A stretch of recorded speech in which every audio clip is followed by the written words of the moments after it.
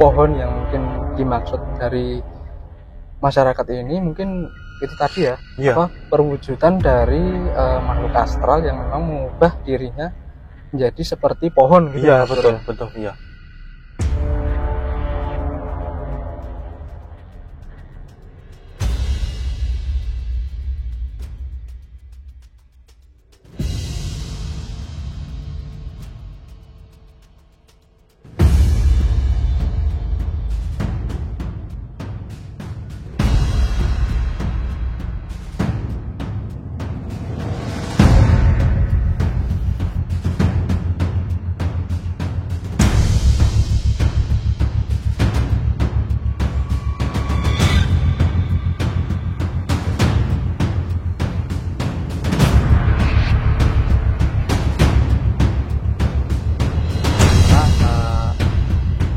Terkait sama kuliahnya itu apa ya, akhirnya dia tuh sampai bunuh diri. Oh ya.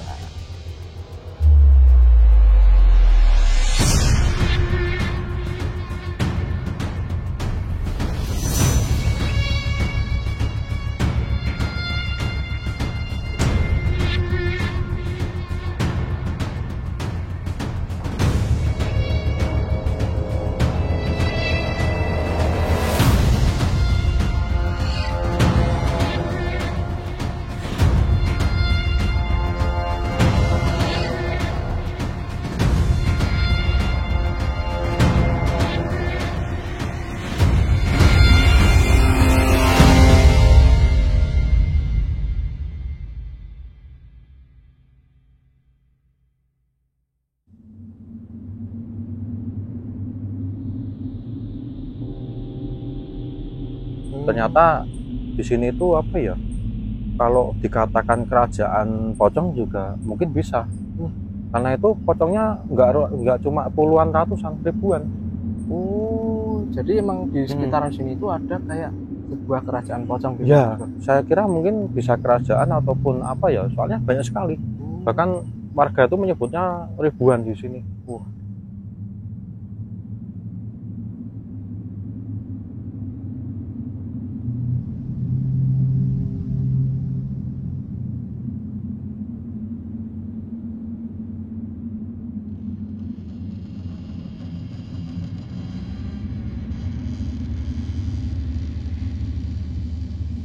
Nah oke, selamat malam Sobat Maskur semuanya. Bismillahirrahmanirrahim. Assalamualaikum warahmatullahi wabarakatuh. Nah, melanjutkan untuk sesi masih di spesial Ramadan ya Mas Yudi ya. Betul. Setelah kemarin kita membahas tentang drum band misterius ya, yang juga dikaitkan dengan konten kita saat ini yang kita akan ceritakan ini. Jadi ini nanti kita akan membahas kalau kemarin kan drum band itu katanya bisa dikaitkan dengan kalau gamelan ataupun seperti suara gemerincing apa itu kereta itu ya Mas Yudi ya. Kereta apa itu namanya? Kalau seperti Lampor. apa yang ya lampor yang ditarik kuda gitu ya. Betul. Dan ini mungkin Mas Yodi bisa spill sedikit tempatnya untuk Sobat Maskur Channel. Ya. Nah oke teman-teman, jadi pada malam hari ini spesial edisi Ramadan ya, Maskur. Kita sedang berada di salah satu lokasi ini di daerah Jalan Kaliurang teman-teman. Jadi kita ada di salah satu kayak jembatan gitu Mas Pur. Iya. Namanya jembatan apa sih Mas Pur? Ini jembatan Kaliboyong ya. Jembatan Kaliboyong ya teman-teman. Nah ini jembatan yang menggabungkan di satu apa ini? Aliran sungai ya. Aliran sungai. Kalau dari sini bilangnya jembatan Kaliboyong. Kaliboyong ya? Gitu ya. Kalau sudah sampai bawah itu jembatan Kalicode. Ya betul. Jadi ini lokasi saat ini kita berada di pinggiran sungai Kaliboyong ya. Kalau warga Sleman itu menyebutnya Kaliboyong. Tetapi kalau sudah sampai ke kota itu mungkin teman-teman juga familiar dengan Kalicode juga gitu. Dan di malam hari ini urban legend yang nggak kalah menarik juga ya Mas Yodi. Nah, kira-kira apa nih Mas Kur? Mungkin ada cerita apa di salah satu jembatan atau sungai Kaliboyong ini nih? Ya, kalau untuk ceritanya ya Mas Yodi, ini urban legend yang cukup terkenal lah untuk di Jogja ya. Sepanjang aliran sungai Kaliboyong ini itu untuk lintasan Kanjeng Ratu Kidul itu kalau mau berkunjung ke keraton ataupun ke Gunung Merapi. Jadi lewatnya itu lintasannya tuh Kaliboyong ini. Kaliboyong ini ya. Ya betul. Jadi emang Kaliboyong ini tuh dari utara itu sampai ke selatan itu memang satu jalur gitu. Satu jalur betul ya. Jadi emang jalur ini yang digunakan sama Nyai Roro Kidul dari pantai selatan untuk menuju ke Gunung Merapi. Gunung Merapi. Ya. Jadi gitu teman-teman ceritanya. Ya jadi Kaliboyong ini berhulu di Gunung Merapi dan kalau mungkin ditarik lurus itu dari Gunung Merapi itu lurus ke pantai selatan. Jadi memang untuk lintasannya menembus kota Jogja itu ya dari ini. Bahkan cerita dari masyarakat Jogja ya Mas Yodi ya. Di kota itu di Gondolayu, di Kalicode ya. Itu dulu bahkan warga itu sampai membangun pos untuk memantau lampor ini Mas Yodi. Jadi nanti kalau penjaga pos itu mendengar suara itu tadi seperti kereta yang ditarik kuda itu kan gemerincing seperti itu ya. Ataupun dari jauhan itu udah kelihatan gitu. Nah, itu nanti ada seperti kentongan itu yang dibunyikan kalau orang menyebutnya itu seperti mendayu gitu loh. Jadi enggak kalau maling kan keras ya. Betul. Itu dikit-dikit gitu.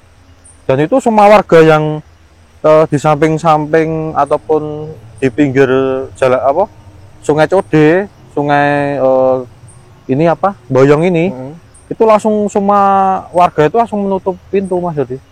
Pintu, jendela itu semuanya ditutup karena lampor ini mau lewat seperti itu.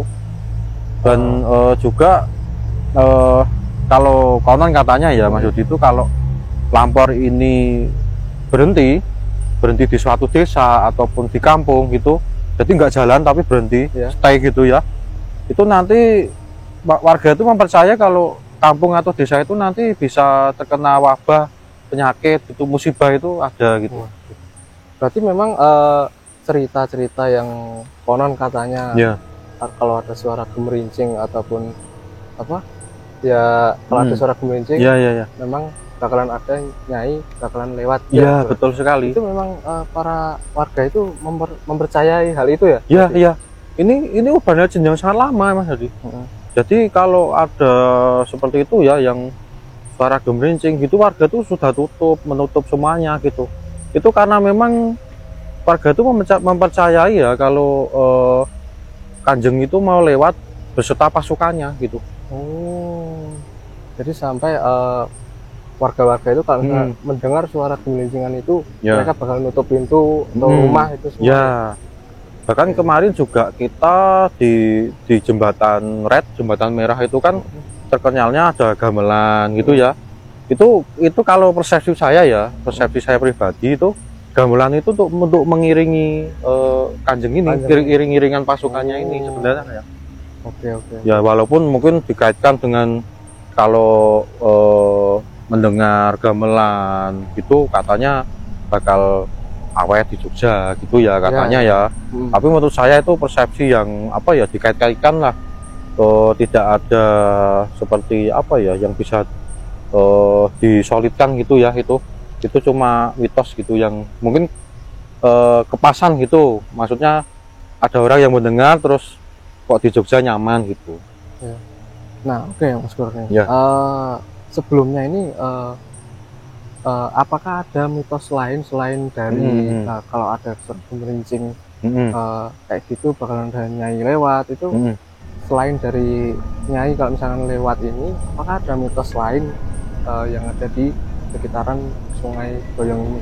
Ya, kalau untuk suara gemerincing emang nyai yang mau lewat ya Mas Yodi. Tetapi kalau di lokasi titik kita saat ini di Kaliboyong ini urban yang menarik menurut saya. Nah, itu mungkin bisa di-spill nih ke Ya. teman-teman Maskur Channel semuanya. Ya. Kayak gimana gitu. Tadi pertama kita datang ya, itu ya sebelumnya kan saya juga beberapa lewat sini, tapi Ya. nggak ngeh gitu ya tentang urban legend ini. Akan tetapi memang urban legend dan apa yang saya lihat itu ternyata ya sama gitu. Ternyata di sini itu apa ya, kalau dikatakan kerajaan pocong juga mungkin bisa. Karena itu pocongnya nggak cuma puluhan, ratusan, ribuan.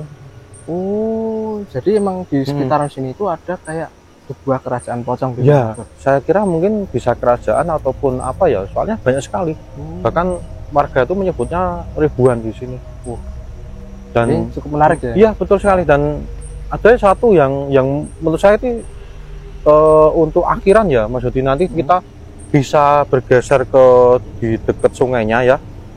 Di situ kalau saya belum melihat sih sampai saat ini ya, mungkin nanti kalau kita deket semoga bisa melihat gitu ya. Itu ada pocong itu yang berwarna merah.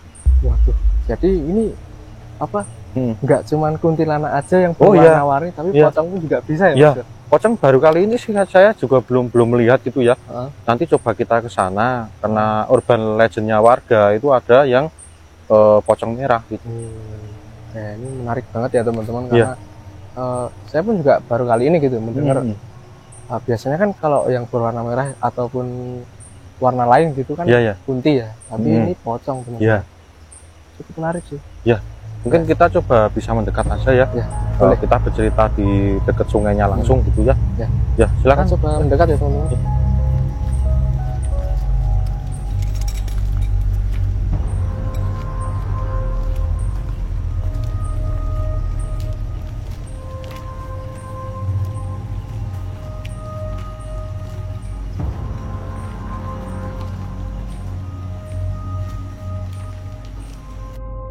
Nah, oke. Kita mungkin sampai sini aja ya teman-teman. Iya. Karena ini udah dekat sama sungainya. Jadi di kiri kami ini udah sungai ya, ini Mas Dodi ya, bisa dilihat mungkin teman-teman kalau kamera kita sampai situ ya, itu di kiri saya itu sudah kayak jurang yang dalam gitu ya. Di tepi sungai pas ini kita. Nah, sekarang ini nih Mas Pur, yang ada di sini nih, Mas Pur sudah melihat belum sosok yang Mas Pur bilang tadi, pocong yang warnanya merah itu? Ya, kalau untuk merah ini ya, ini memang saya kira tadi beberapa kali ya coba untuk seperti apa ya, kalau ada gerombolan ataupun ya yang saya sebut tadi ya, ada beberapa pocong itu.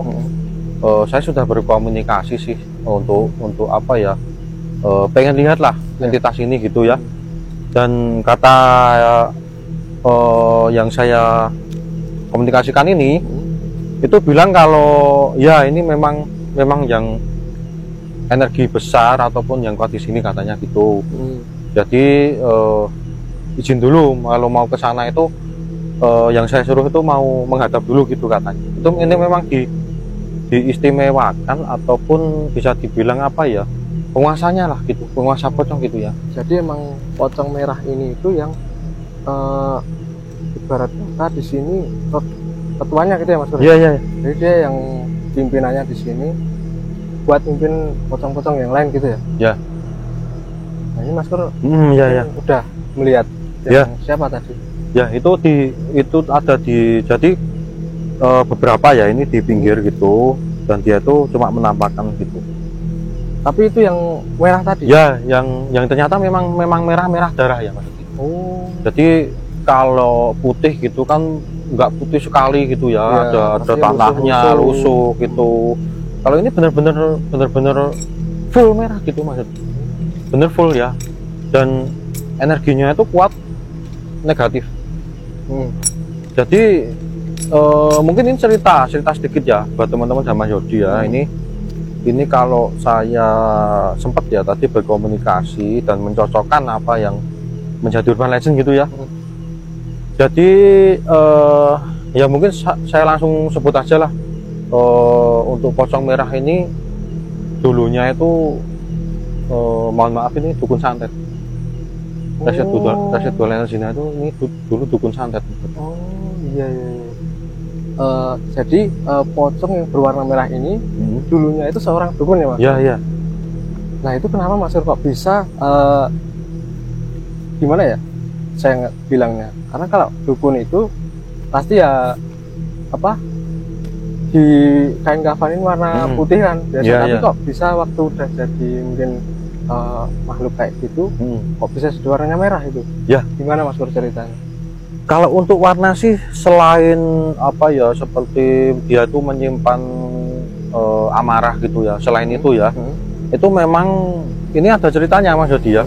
Jadi si dukun ini itu kan ya karena dianggap meresahkan ya sama warga gitu kan, karena dukun negatif, dukun santet gitu. Ini terjadi di tahun ya antara 1900 sampai 1920. Jadi era-era kolonial ya ini. Nah itu karena meresahkan itu ditangkap warga dan sama warga itu. Nah setelah itu kan sama warga ya itu langsung seperti di apa ya, kalau mau dibuang itu kan dikemas gitu ya. Itu dikemas pakai kain kafan. Nah, karena darah kan ya masih banyak ya maksudnya, karena itu kan darah masih banyak gitu ya. Jadi apa ya seperti menggenangi ataupun kain kafan itu semua jadi merah. Oh jadi darah-darah dari dilakukan warga terhadap dukun ini itu masih gimana ya, akhirnya membalut kain kafan itu jadi merah gitu ya, iya betul. Waduh, dan ngeri juga ya. Dan kenapa entitas ini di sini gitu ya, karena memang mungkin awalan tadi ya kita sudah jalan di jembatan itu membuangnya si dukun ini tuh di jembatan itu. Ya jadi dari jembatan yang kita lewat tadi itu dibuang gitu. Nah kalau Mas Kur kan tadi sempat bilang nih apa, kalau di sini itu banyak sekali pocong, nggak cuman ratusan tapi sampai ribuan. Iya. Nah kalau boleh tahu nih, pocong-pocong ini itu sebenarnya korban-korban apa cuma makhluk-makhluk yang apa ya, dari daerah lain akhirnya kumpulnya di sini gitu? Ya, ini menurut saya bisa dua-duanya sih Mas ya. Tetapi kalau saya tanyakan gitu ya, kenapa kok banyak gitu ya? Itu memang ini kan jalur lahar dingin Mas. Ya betul. Ya, ini kan udah di lereng Merapi ya. Itu kan dulu waktu tahun berapa ya? Itu kan memang banyak korban gitu. Dan ya saya nggak tahu ya dalam artian itu apakah korban ini dimakamkan, ketemu gitu ataupun terkubur di situ kan saya juga nggak tahu gitu ya. Akan tetapi kan residunya ini banyak gitu ya, dari tahun berapa lah gitu Gunung Meletus itu sampai sekarang mungkin ya. Itu menelan korban kan udah banyak gitu, katanya itu beberapa ya dari situ gitu. Oh ya, jadi sudah terjawab ya Mas Kur. Ya.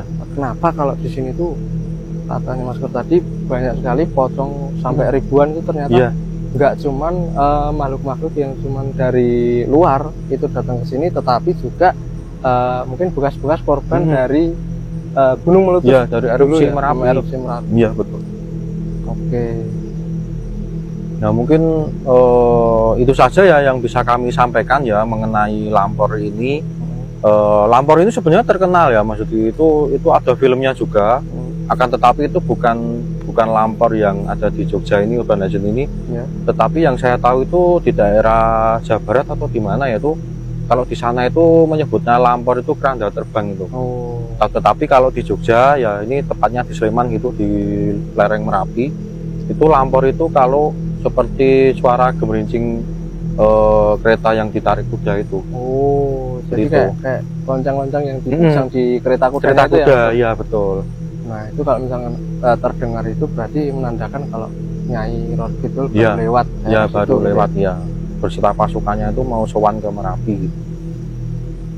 Nah mungkin itu aja yang bisa kami sampaikan mengenai Urban Legend di Jogja ya, yang ini cukup terkenal sekali, apalagi yang teman-teman yang rumahnya itu di sepanjang Kali Code ataupun di Kali Boyong ini. Nah, mungkin berjumpa lagi dengan kami nanti. Kita masih di spesial Ramadan ini, masih spesial urban legend ya, Ya, full ya ini ya. Kita membahas beberapa urban legend yang ada di Jogja ya teman-teman. Ya betul sekali. Khususnya. Ya mungkin Mas Dodi bisa ditutup. Ya, oke. Terima kasih buat teman-teman semua yang udah nonton video kita dari awal sampai akhir. Jangan lupa untuk klik tombol like, comment, dan subscribe, dan follow akun Instagram kita juga. Dan akhir kata, Assalamualaikum warahmatullahi wabarakatuh.